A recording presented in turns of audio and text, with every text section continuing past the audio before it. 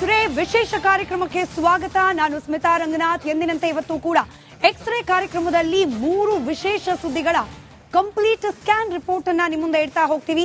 ಮೊಟ್ಟ ಮೊದಲನೇದಾಗಿ ಭೂಲೋಕದ ಸ್ವರ್ಗ ಅಂತ ಕರೆಸಿಕೊಳ್ಳುವ ಕಾಶ್ಮೀರದಲ್ಲಿ ಒಂದು ಅತ್ಯದ್ಭುತವಾದ ಟನಲ್ ರಸ್ತೆ ಇವತ್ತು ಲೋಕಾರ್ಪಣೆಯಾಗಿದೆ.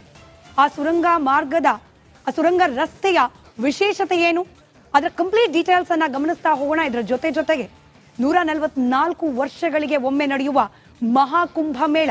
ಇವತ್ತು ಕೋಟ್ಯಾಂತರ ಮಂದಿ ಭಕ್ತರು ಪುಣ್ಯ ಸ್ನಾನವನ್ನು ಮಾಡಿ ಪುನೀತರಾಗಿದ್ದಾರೆ. ಯಾವ ರೀತಿ ಇದೆ ಕುಂಭದ ವೈಭವ, ಅದರ ಡೀಟೇಲ್ಸ್ ಅನ್ನ ಕೂಡ ನಿಮ್ಮ ಮುಂದೆ ಇಡ್ತಾ ಹೋಗ್ತೀವಿ. ಅದರ ಜೊತೆಗೆ ರಾಜ್ಯ ರಾಜಕಾರಣದಲ್ಲಿ, ಅದರಲ್ಲೂ ಕಾಂಗ್ರೆಸ್ ಪಕ್ಷದಲ್ಲಿ ಮಹತ್ತರವಾದ ಬೆಳವಣಿಗೆಗಳು ನಡೀತಾ ಇದೆ. ಕಾಂಗ್ರೆಸ್ ಪಕ್ಷದ ಶಾಸಕಾಂಗ ಪಕ್ಷದ ಸಭೆ ಒಂದ್ ಕಡೆ ಮುಖ್ಯಮಂತ್ರಿ ಸಿದ್ದರಾಮಯ್ಯನವರು ತ್ಯಾಗದ ಮಾತುಗಳನ್ನಾಡಿದ್ರೆ, ಮತ್ತೊಂದು ಕಡೆ ಸುರ್ಜೇವಾಲಾ ಅವರು ಕೆಪಿಸಿಸಿಯ ಪುನಾರಚನೆ ಬಗ್ಗೆ ಮಾತನಾಡ್ಬಿಟ್ಟಿದ್ದಾರೆ. ಕಾಂಗ್ರೆಸ್ ಪಕ್ಷದ ಆಂತರಿಕ ಬೆಳವಣಿಗೆಗಳ ಬಗ್ಗೆ ಕೂಡ ಡೀಟೇಲ್ ಆಗಿ ಗಮನಿಸ್ತಾ ಹೋಗೋಣ. ಇವತ್ತಿನ ಎಕ್ಸ್ರೇ ಕಾರ್ಯಕ್ರಮದಲ್ಲಿ ಪ್ರಾರಂಭ ಮಾಡೋಣ. ಇವತ್ತಿನ ಮೊದಲ ಸುದ್ದಿಯಿಂದ, ಕಾಶ್ಮೀರ ಭೂಲೋಕದ ಸ್ವರ್ಗ ಅಂತ ಹೇಳಿ ಕರೆಸಿಕೊಳ್ಳುವ ಜಾಗ ಇದೀಗ ಈ ಸ್ವರ್ಗಕ್ಕೆ ಬಂದದೆ ಮತ್ತಷ್ಟು ಮೆರುಗು.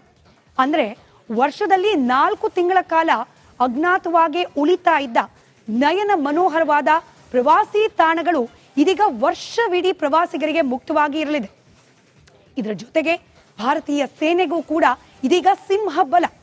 ಯಾಕೆ ಅನ್ನೋದರ ಒಂದು ಡೀಟೇಲ್ ರಿಪೋರ್ಟ್ ನಿಮ್ಮ ಮುಂದೆ.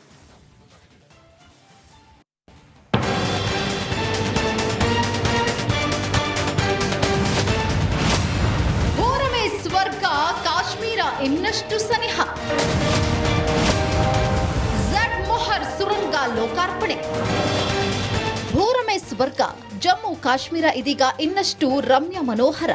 ಬಹಳ ದಿನಗಳ ಕನಸಿನ ಶ್ರೀನಗರ ಸೋನ್ ಮಾರ್ಗ ಈಗ ಲೋಕಾರ್ಪಣೆಯಾಗಿದೆ. ಬಹುನಿರೀಕ್ಷಿತ ಈ ಸುರಂಗಕ್ಕೆ ಪ್ರಧಾನಿ ನರೇಂದ್ರ ಮೋದಿ ಚಾಲನೆ ಕೊಟ್ಟಿದ್ದಾರೆ. 6.5 ಕಿಲೋಮೀಟರ್ ಅಂತರದ ಝಡ್ ಮೊಹರ್ ಸುರಂಗವನ್ನ ಮೋದಿ ಉದ್ಘಾಟಿಸಿದ್ದಾರೆ. ಇದೇ ಸಂದರ್ಭದಲ್ಲಿ ಪ್ರಧಾನಿ ಮೋದಿ ಸುರಂಗವನ್ನ ಪರಿಶೀಲಿಸಿದರು.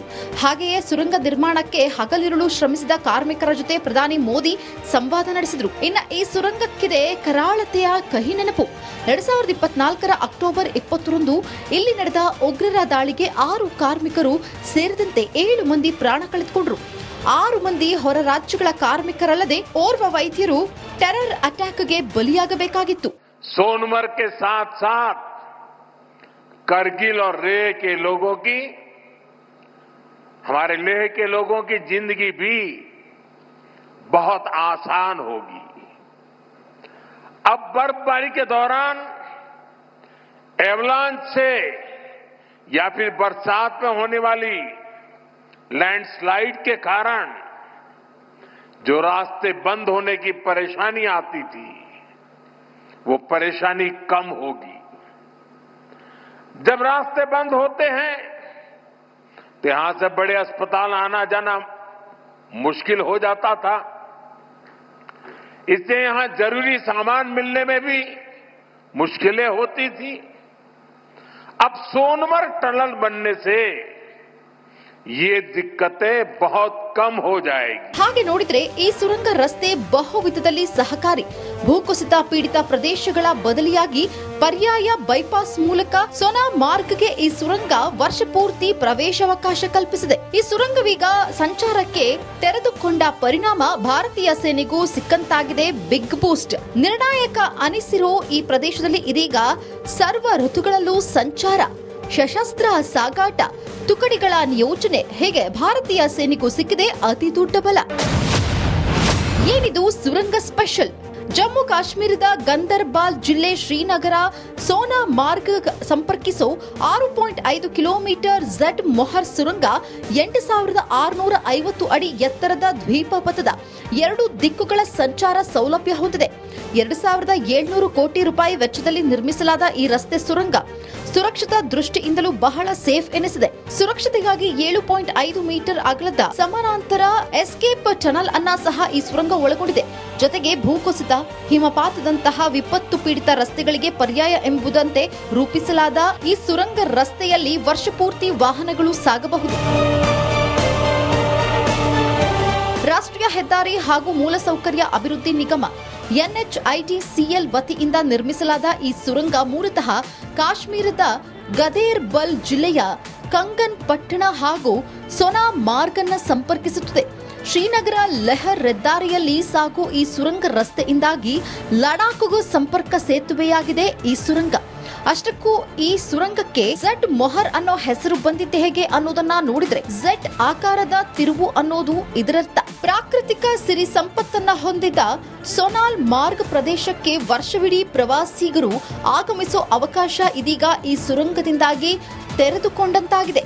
ಈ ಯೋಜನೆಯಿಂದಾಗಿ ಶ್ರೀನಗರ ಹಾಗೂ ಸೋನಾ ಮಾರ್ಗ್ ನಡುವಿನ ಅಂತರವು ಕಡಿತ, ಜೊತೆಗೆ ಪ್ರಯಾಣಾವಧಿ ಕೂಡ ಕಡಿಮೆ ಆಗಲಿದೆ. ಈ ಮುಂಚೆ ಈ ಪ್ರದೇಶ ವರ್ಷದಲ್ಲಿ 4 ತಿಂಗಳ ಕಾಲ ಹಿಮಪಾತದಿಂದಾಗಿ ಇತರೆ ಪ್ರದೇಶದಿಂದ ಸಂಪರ್ಕ ಕಡಿತಗೊಳ್ಳುತ್ತಾ ಇತ್ತು. ಈ ಹಿಂದೆ ಅಂಕು-ಡೊಂಕಾದ ರಸ್ತೆಗಳಲ್ಲಿ ಶ್ರೀನಗರ ಸೋನಾರ್ ಮಾರ್ಗ್ ನಡುವೆ ಮ್ಯಾಕ್ಸಿಮಮ್ ಸ್ಪೀಡ್ ಗಂಟೆಗೆ 30 ಕಿಲೋಮೀಟರ್ ವೇಗದಲ್ಲಿ ಆಮೆಯಂತೆ ಸಾಗಬೇಕಾಗಿತ್ತು. ಆದರೆ ಈ ಸುರಂಗ ನಿರ್ಮಾಣದಿಂದಾಗಿ ವಾಹನಗಳು ಪ್ರತಿ ಗಂಟೆಗೆ 70 ಕಿಲೋಮೀಟರ್ ವೇಗದಲ್ಲಿ ಸ್ಪೀಡ್ ಆಗಿ ಸಾಗಬಹುದು. ಹೀಗಾಗಿ ಭಾರತೀಯ ಸೇನೆಗೂ ಪ್ರವಾಸಿಗಳಿಗೂ ಈಗ ದೊಡ್ಡ ನಿಟ್ಟುಸಿರು. ಈ ಸುರಂಗ ರಸ್ತೆಗಳ ಸಂಪರ್ಕ ಮಾತ್ರವಲ್ಲದೆ ಆರ್ಥಿಕ ಅವಕಾಶಗಳಿಗೆ, ರಕ್ಷಣಾ ಸಾರಿಗೆ ವ್ಯವಸ್ಥೆ ಹಾಗೂ ಪ್ರವಾಸೋದ್ಯಮ ನಡುವಿನ ಕೊಂಡಿಯಾಗಿಯೂ ಕಾರ್ಯನಿರ್ವಹಿಸಲಿದೆ. ಪ್ರತಿ ಗಂಟೆಗೆ 1000 ವಾಹನ ನಿರ್ವಹಿಸೋ ಸಾಮರ್ಥ್ಯ ಈ ಸುರಂಗಕ್ಕಿದೆ. ಹಾಗೆ 80 ಕಿಲೋಮೀಟರ್ ವೇಗದಲ್ಲಿ 100 ಕಾರ್ಗಳು ಪ್ರತಿ ಗಂಟೆಗೆ ಸಾಗಬಹುದು. ವಿಶ್ವ ದರ್ಜೆಯ ಸೌಕರ್ಯಗಳೊಂದಿಗೆ ನಿರ್ಮಿಸಲಾದ ಈ ಟನಲ್ ನ್ಯೂ ಆಸ್ಟ್ರಿಯನ್ ಟನಲಿಂಗ್ ಮಾದರಿಯಲ್ಲಿ ರೂಪಿಸಲಾಗಿದೆ. ಸ್ಥಿರತೆ, ತುರ್ತು ಸಂವಹನ ಮಾರ್ಗ, ಅಗ್ನಿಶಾಮಕ ಸಾಧನಗಳು ಹಾಗೂ 24x7 ಕಣ್ಗಾವಲು ಸೌಲಭ್ಯವನ್ನ ಇದು ಹೊಂದಿದೆ.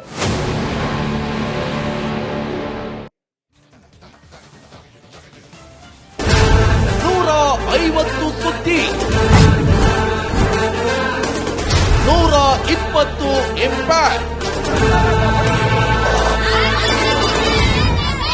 ಸೂಪರ್ 3 ಇಲ್ಲೇ ಡ್ರಾ, ಇಲ್ಲೇ ಬಹುಮಾನ. ಮಾಧ್ಯಮ ಇತಿಹಾಸದಲ್ಲೇ ಮೊದಲು ಪರಿಹಾರ ಪತ್ರಿಕೋದ್ಯಮ.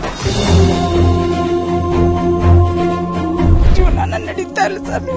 ಗುಣಲಕ್ಷ್ಮಿನಿಲ್ಲ, ಪಿಂಚಣಿನಿಲ್ಲ, ಇದನ್ನೇ ಮಾಡಕ್ಕಾಗಿಲ್ಲ ಅಂತಂದ್ರೆ ಏನ್ ಮಾಡ್ತೀರಿ ಬೇರೆ? ಏನ್ ಕಳಿಸಿ ಆ ಸಮಸ್ಯೆಯನ್ನು ಪರಿಹರಿಸಿಕೊಡಬಹುದು. ಒಬ್ಬ ಅಜ್ಜಿ, ಅವರು ವಿಕಲಚೇತನರು, ಯಾರತ್ರ ಹೇಳೋದು? ನಿಮ್ ಪ್ರಾಬ್ಲಮ್ ಏನಪ್ಪಾ ಅಂತ ಕೇಳೋದಕ್ಕೆ ಯಾರು ಇಲ್ವಲ್ಲ. ಆಗ ನಾವಿರ್ತೀವಿ. ನಾವಿರೋದೇ ನಿಮ್ಗಾಗಿ. ನಾನು ಇರುವವರೆಗೆ, ಅವರು ಇರುವವರೆಗೆ 1000 ರೂಪಾಯಿ ತಿಂಗಳು ಆಗ್ತೀನಿ. ಆದ್ರೆ ಈ ಕೆಲಸ ಇದೆಯಲ್ಲ, ಯಾವತ್ತೂ ಕೂಡ ಶಾಶ್ವತವಾಗಿ ನಮಗೊಂದು ಒಳ್ಳೆ ನೆನಪನ್ನ ಕೊಡುತ್ತೆ, ನಮ್ಮನ್ನ ಕಾಪಾಡುತ್ತೆ. 24 ಗಂಟೆಯಲ್ಲಿ ಅವರ ಬದುಕು ಬದಲಾಗಿ ಹೋಯಿತು. ನಾವು ರಿಪಬ್ಲಿಕ್ ಕನ್ನಡ, ನೇಷನ್ ಫಸ್ಟ್. ಸಮಾಜ ನಮಗೆ ಬಹಳ ಮುಖ್ಯವಾಗಿರುತ್ತೆ. ನಾವು ಆ ಜಾತಿ ಈ ಜಾತಿ ಅಂತ ನೋಡೋದಿಲ್ಲ. ಸಮಾಜದ ಕಟ್ಟ ಕಡೆ ವ್ಯಕ್ತಿ ಯಾರಿರ್ತಾನೆ, ಅದು ಯಾವುದೇ ಜಾತಿಯವನಾಗಿರ್ಬೋದು, ಯಾರ ಕಷ್ಟದಲ್ಲಿದ್ದಾನೆ ಅವನ ಪರವಾಗಿದ್ದಾನೆ. ಕನ್ನಡಕ್ಕೆ ಧನ್ಯವಾದ. ನಾವು 1 ವರ್ಷದ ನಿರ್ಭೀತ ಪತ್ರಿಕೋದ್ಯಮ ರಿಪಬ್ಲಿಕ್ ಕನ್ನಡ. ಇದು ನಿಮ್ಮ ಧ್ವನಿ.